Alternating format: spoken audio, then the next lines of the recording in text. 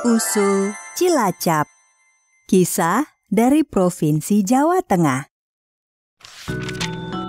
Kabupaten Cilacap terletak di Provinsi Jawa Tengah. Kabupaten yang terletak di pantai selatan ini dikenal sebagai penghasil ikan dan sebagian besar penduduknya adalah nelayan. Sebagaimana tempat-tempat lainnya di Nusantara, Cilacap juga memiliki kisah asal-usulnya. Dahulu kala, ada sebuah kerajaan bernama Kerajaan Galuh Pakuan Pajajaran. Kerajaan ini dipimpin oleh seorang raja yang gagah berani.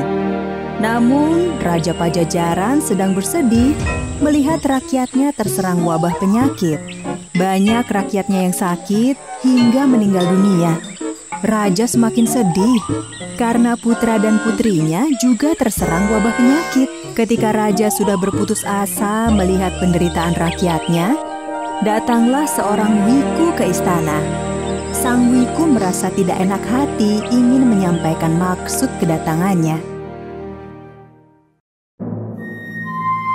Wahai wiku, ada apakah gerangan hingga engkau datang kemari?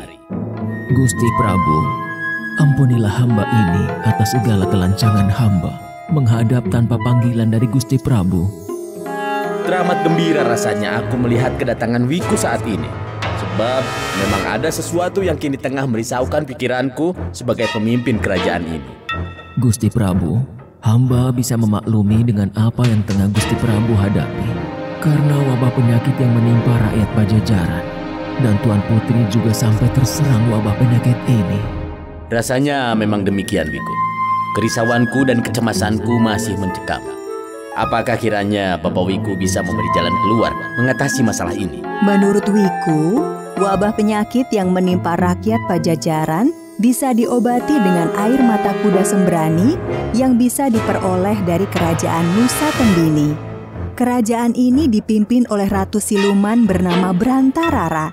Namun untuk menuju kerajaan Nusa Tembini bukan hal mudah, karena daerah tersebut dikelilingi oleh kekuatan bernama Benteng Pring Ori Sapitu atau bambu berduri 7 lapis. Raja Pajajaran kaget dengan apa yang disampaikan Wiku.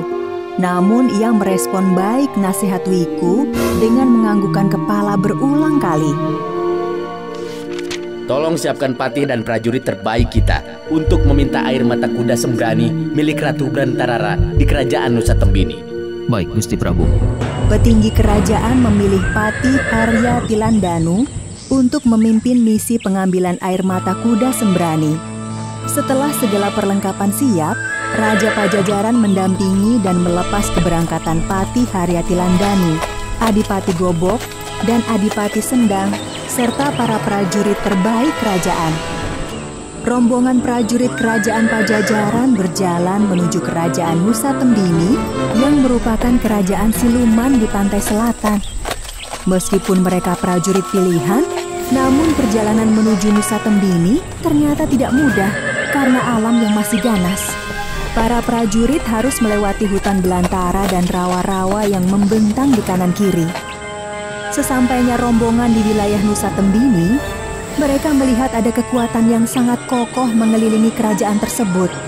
Para prajurit berulang kali berusaha masuk, namun berulang kali pula gagal.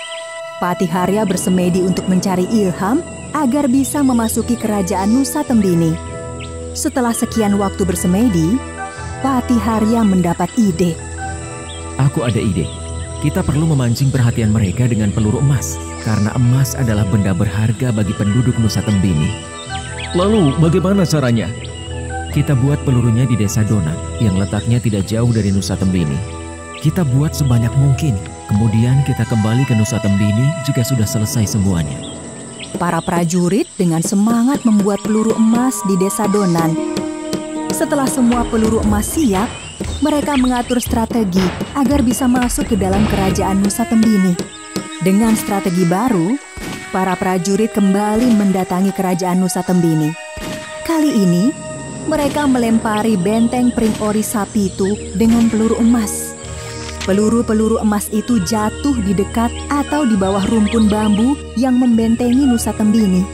Melihat peluru emas berjatuhan di bawah rumpun bambu, penduduk Nusa Tembini berebut dan langsung mengambilnya.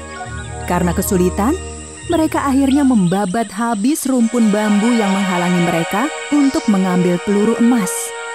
Benteng bambu berlapis-lapis pun akhirnya terbuka. Para prajurit kerajaan Pajajaran akhirnya berhasil memasuki kerajaan Nusa Tembini dengan leluasa. Patiharya memasuki ruang kerajaan dan melihat perempuan yang sangat cantik. Perempuan tersebut adalah Ratu Brantarara. Patiharya berusaha menangkap Ratu Brantarara. Namun, sang ratu segera menaiki kuda sembrani dan menantangnya. "Hai prajurit Pajajaran, tunjukkan kesaktian dan kejantananmu. Tangkaplah aku. Kalau dapat menangkap aku akan tunduk dan kerajaan Nusa Tembini aku serahkan kepadamu." Dengan gigih, Patiharya mengejar Ratu Brantarara. Akan tetapi, kekuatan Ratu Brantarara benar-benar sulit ditandingi. Berulang kali Patiharya menangkap sang ratu, namun wanita itu lenyap dari pandangannya dan berubah menjadi golek kencana atau boneka emas. Patiharya semakin gemas dan berusaha memegang golek tersebut. Tetapi benda itu melejit dan mengenai tubuh Patiharya hingga terjatuh. Benda itu malah mengeluarkan cahaya berkilau yang menyilaukan mata Patiharya hingga menjadi buta. Dengan adanya peristiwa itu, maka usaha utusan kerajaan Pajajaran untuk mendapatkan air mata kuda sembrani mengalami kegagalan. Akan tetapi, para prajurit Pajajaran tidak berani kembali pulang ke kerajaannya dengan tangan hampa karena takut dengan ancaman hukuman yang berat akibat kegagalan tersebut. Sejak saat itu, para prajurit kerajaan Pajajaran menetap di kawasan Nusa Tembini, termasuk Patiharya Tilandanu.